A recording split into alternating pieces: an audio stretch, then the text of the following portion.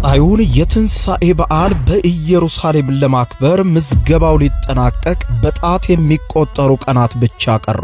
መታደል አስጎብኝና የጉዞ ወኪል ለዓመታት በኢየሩሳሌም ቅዱሳን ቦታዎችን በማስጎብኘት በብዙዎች ተመስግነናል። አሁን ደግሞ የፊታችንን የትንሣኤ በዓል በኢየሩሳሌም ለማክበር ውስን ቦታዎች ቀርተዋል። ጌታ ኢየሱስ ክርስቶስ ከተወለደበት ከቤተልሔም እስከ ጎልጎታ፣ ከገዳመ ቆሮንቶስ እስከ ገሊላ ባህር፣ ከዮርዳኖስ ወንዝ እስከ ጌትሴማኔ የታቦር ተራራን ጨምሮ በርካታ መጽሐፍ ቅዱሳዊ ቅዱሳን ቦታዎችን እንጎበኛለን። የደርሶ መልስ የኢትዮጵያ አየር መንገድ የበረራ ትኬት ዋጋ 165,000 ብር፣ የጉዞ ቀንን ጨምሮ 14 ቀናት የሆቴል የመጓጓዣ የጉብኝት ቦታዎች ክፍያን ጨምሮ 2200 የአሜሪካን ዶላር። ጎበኛቸው ቦታዎች ደህንነታቸው የተጠበቀ በመሆኑ በወቅታዊ ጉዳይ አይስጎ። አድራሻ 22 ጎላጉል ህንጻ ሁለተኛ ፎቅ ቢሮ ቁጥር 205B በ0912 64 1000 ወይም በ0964 08 08 08 ላይ ፈጥነው ይደውሉ። መታደል አስጎብኝና የጉዞ ወኪል።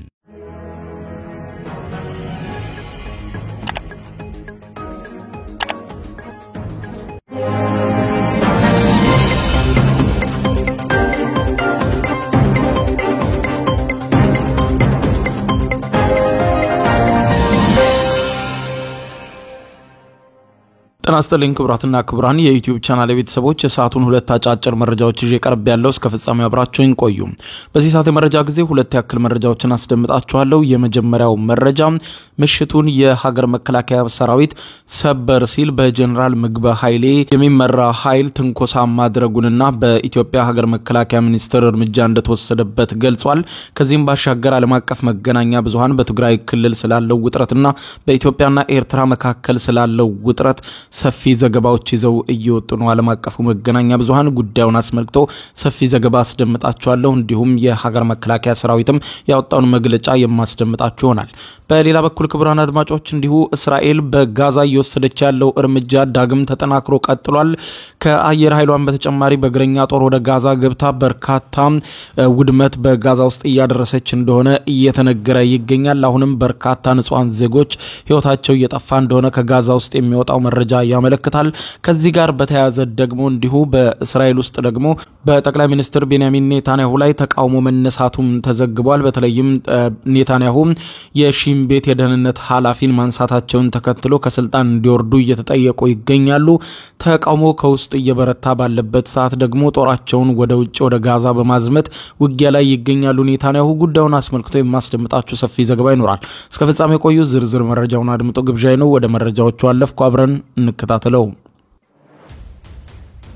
በቅድሚያም በኢትዮጵያና በኤርትራ መካከል ያለው ውጥረትና በትግራይ ክልል ያለውን ሁኔታ ዓለም አቀፍ መገናኛ ብዙሃን በፊት ለፊት ገጾቻቸው በርካታ ዘገባዎችን ይዘው እየወጡ ነው። ከዚህ ጋር በተገናኘ ደግሞ ምሽቱን የኢትዮጵያ መከላከያ ሰራዊት ያወጣው ዘገባ የበርካቶችን ትኩረት ስቧል። በኢትዮጵያና ኤርትራ መካከል የቀጠለው ውጥረትና በትግራይ ክልል የመፈንቅለ መንግስት እንቅስቃሴ እየተደረገ እንደሚገኝ ዘ ጋርዲያን ባወጣው ሰፊ ዘገባ አመልክቷል። ከሰሜን ኢትዮጵያው ጦርነት ማብቃት በኋላ በትግራይ ጊዜያዊ አስተዳደር በእናቶ ጌታቸው ረዳና በነ ዶክተር ደብረጽዮን ገብረ ሚካኤል በሚመራው የህወሓት ቡድን መካከል አለመግባባት ተፈጥሮ መቆየቱን ያስታወሰው ዘ ጋርዲያን በዘገባው ይህ አለመግባባት እየተባባሰ መጥቶ በታጣቂዎች የሚደገፈው የህዝባዊ ወያኔ ሓርነት ትግራይ ህወሓት የነ ደብረጽዮን ቡድን የትግራይ ጊዜያዊ አስተዳደር ቢሮዎችን በኃይል እየተቆጣጠረ የሚገኝ መሆኑን የጠቆመው ዘ ጋርዲያን በመቶ ሺህ የሚቆጠሩ ሰዎችን ህይወት የቀጠፈውና የሰብአዊ መብት ጥሰቶችንም ማስተናገዱ የተጠቆመው የሰሜን ኢትዮጵያው ጦርነት በፕሪቶሪያው በፌደራል መንግስቱና በህወሓት መካከል በተደረገው የተኩስ አቁም ስምምነት የተቋጨ ቢሆንም እንኳን በስምምነቱ ላይ በዋናነት የተገለጸው በጦርነቱ ተፈናቅለው የወጡ 1 ሚሊዮን የሚጠጉ ዜጎች ወደ አካባቢያቸው የመመለስ ስራ አለመሰራቱንና በተቃራኒው በጊዜያዊ አስተዳደሩና በህወሓት መካከል በቀጠለው አለመግባባት የጊዜያዊ አስተዳደሩን ፕሬዝዳንት አቶ ጌታቸው ረዳ 3 የህወሓት የጦር አመራሮችን አስተዳደሩን በኃይል ለመገልበጥ ተንቀሳቅሰዋል በሚል ከስልጣን ማባረራቸውን ተከትሎ ውጥረቱ በትግራይ ክልል ዳግም መቀስቀሱን አመልክቷል።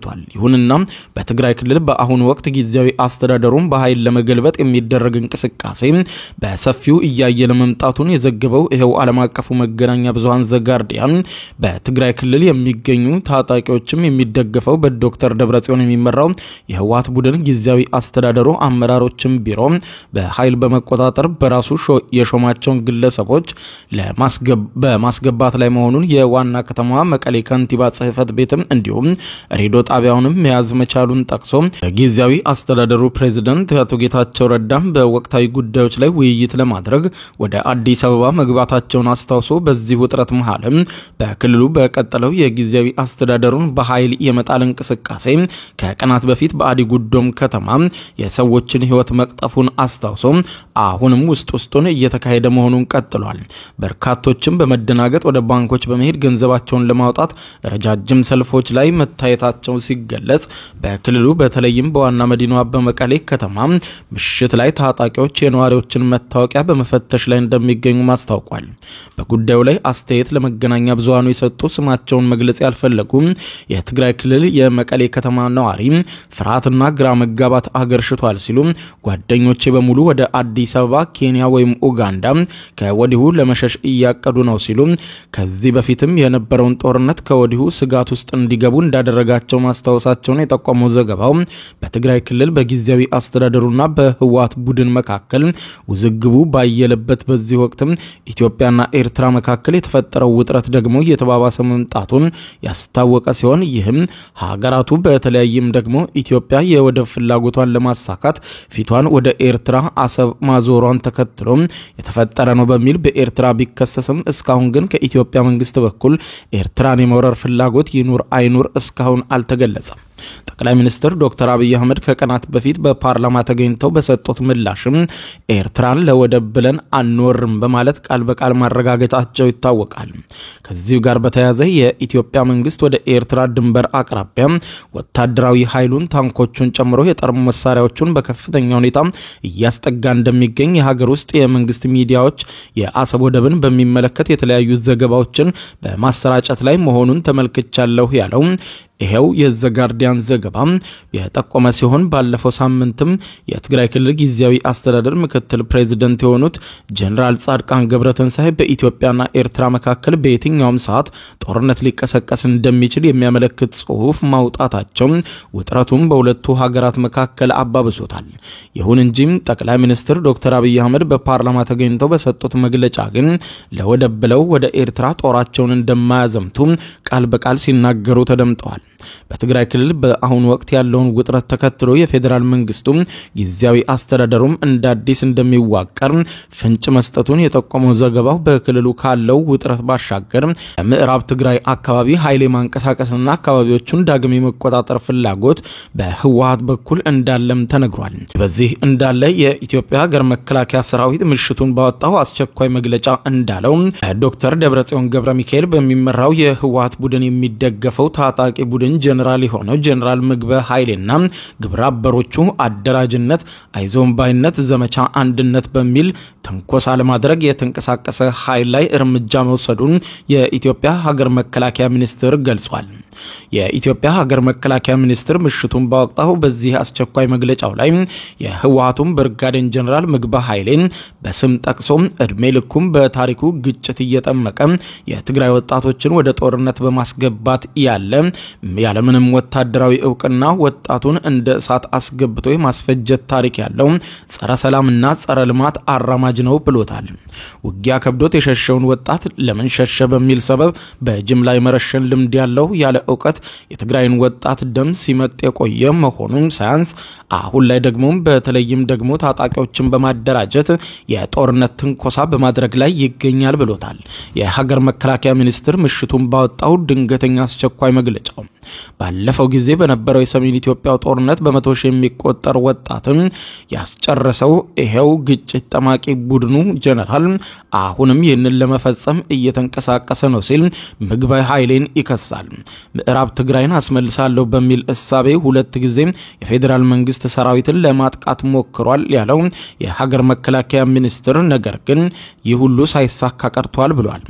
ምግባ ኃይሌ ዘረፋና ሌብነትን የተካነበት መደበኛ ስራው ነው በሚል ቃል በቃል እየጠቀሰ ምሽቱን የወጣው መግለጫ ያመለከተ ሲሆን በአሁኑ ጊዜ የትግራይን ወርቅ እየዘረፈ በኤርትራ በኩል አድርጎ ወርቁን እየሸጠ ይገኛል ሲል እየተፈጸመ ያለውን ነገር የሀገር መከላከያ ሚኒስትር ባወጣው በዚህ መግለጫ ላይ በስም ጠቅሶ ጀነራሉን ኮንኗል።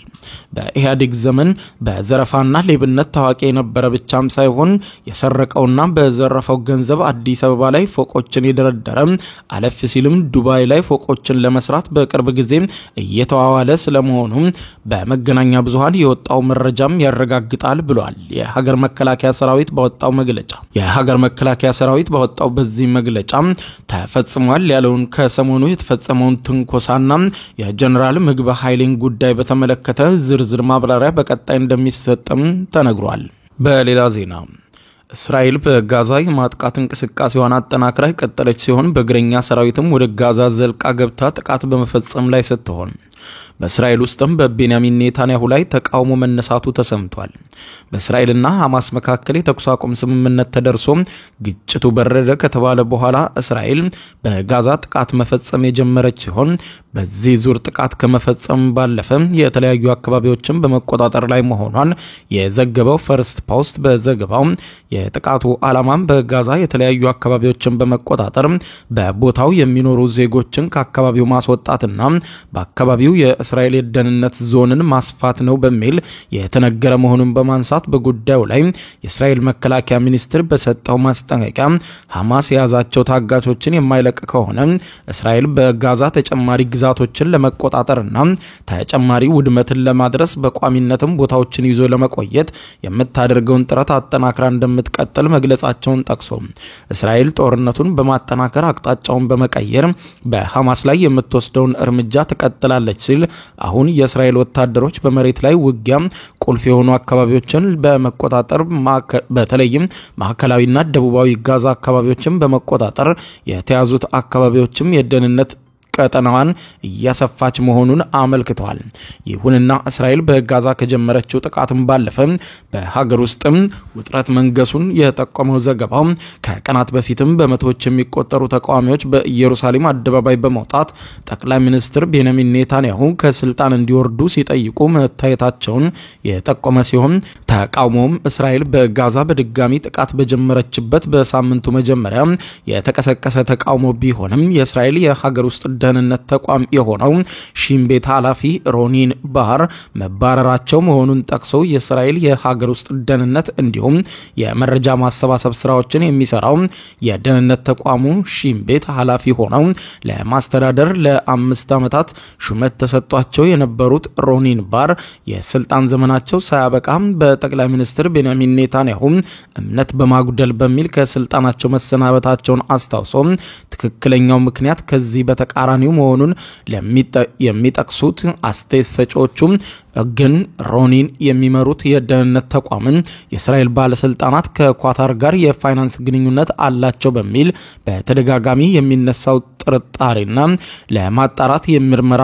ለማጣራትም ምርመራ መጀመሩን ተከትሎ ከኔታንያሁ አስተዳደራቸውም ጋር የተፈጠረውን ውጥረት ለባለስልጣኑ ሮኒን ባር መባረር ምክንያት መሆኑን ያነሱ የእሳቸው መባረር በኔታንያሁ አስተዳደራቸው ላይ ያላቸውን የጥቅም ግጭት የሚያመለክት ነው ሲልም በመመርመር ላይ ያለ አካል ምርመራ እያደረገበት ያለውን አካል ማባረር አይችልም፣ ይህንንም በመቃወም አደባባይ ወጥተናል ማለታቸውን አመልክቷል። ይሁንና የእስራኤል ጠቅላይ ፍርድ ቤት በሮኒን ቤት ላይ የተላለፈውን የማባረር ውሳኔ በማገድ ጉዳዩ ላይ ማጣራት ለማድረግ መወሰኑ የተገለጸ ሲሆን የኔታንያሁ አስተዳደር ግን ከሺም ቤት ባለስልጣን በተጨማሪ በአቃቢ ሕጓንም የማንሳት ተግባር እንደጀመረም ተመልክቷል። ከዚህ ጋር በተያያዘ ለተቃውሞ አደባባይ በአደባባይ የወጡ እስራኤላውያን በሀገራችን የዲሞክራሲ መንገዱን የቀሩት ሁለት ሰዎች ብቻ ናቸው፣ እነርሱም ሮኒና ባርና ጠቅላይ አቃቢ ሕጓ ባሊ ሃርቫን ናቸው በማለት ተቃውመዋል። ስለዚህም ጠቅላይ ሚኒስትር ቤንያሚን ኔታንያሁ እየወሰዱት ያለው እርምጃ ሊያቆሙ ይገባል፣ አለዛ ከስልጣን እንዲወርዱ እንጠይቃለን ብለዋል። እስራኤላውያኑ ተቃዋሚዎችም የመንግስት እርምጃ ጠቅላይ ሚኒስትር ቤንያሚን ኔታንያሁ ያለ ጥያቄ በስልጣን ላይ ለመቀጠል ያላቸውን ፍላጎት የሚያረጋግጥ እንደሆነ በመጠቆም ተቃውሟቸውን የቀጠሉ ሲሆን በተመሳሳይም የቀድሞ ባለስልጣናት ሁኔታውን ወደ እርስ በርስ ግጭት እንዳያመራ ስጋታቸውን ሲገልጹ፣ በተመሳሳይም የሀገሪቱ ፕሬዝዳንት አይዛክ ሄርዞግም የኔታንያሁ ውሳኔና ድርጊቶችም ውጥረት እየቀሰቀሱ ናቸው ሲሉ እዚሁ ፊት ለፊታችን እያየነው ያለው ውጥረትም ያሳስበናል ሲሉ ከዚህ ባለፈ በተጠባባቂነት የነበሩ ወታደሮችም ወደ ጦርነት እንዲላኩ ተደርገዋል ሲሉ ልጆቻችንን ወደ ጦርነት ውስጥ እያስገባን በተመሳሳይ በውስጥ ውጥረትን እንዲሁም በታጋቾችን ለመመለስ የሚደረግን ጥረትም ማስቀጠል የሚታሰብ አይደለም ሲሉ ተቃውሟቸውን በግልጽ ማሰማታቸውን የጠቆመው ዘገባው ይሁንና ጠቅላይ ሚኒስትር ቤንያሚን ኔታንያሁ እየተነሱባቸው ያሉት ተቃውሞዎችም ተራ የፖለቲካ ብዥታ መሆኑን በማንሳት ከስልጣን የተነሱት የሺን ቤት ኃላፊው ከህዝቡ ፍላጎትና ዓላማ በተለየ በመንቀሳቀሳቸው እርምጃው ሊወሰድባቸው እንደቻለ ጠቅሰው በኔ ላይ ምርመራ ስለጀመረ አይደለም ያባረርኩት፣ ነገር ግን ከመንግስታችን ጥቅም በተቃራኒ ስለሄደ ነው የሚል ምክንያት ሰጥተዋል። ክቡራን አድማጮች ለሰዓቱ ብታደምጧቸው መልካም ናቸው ያልኳቸው አጫጭር መረጃዎች የሰማችኋቸው ናቸው። ከሰዓታት በኋላ በሌላ መረጃ ተመልሰን እስከምንገናኝ በያለንበት የዓለም ዳር ቸር እንቆይ።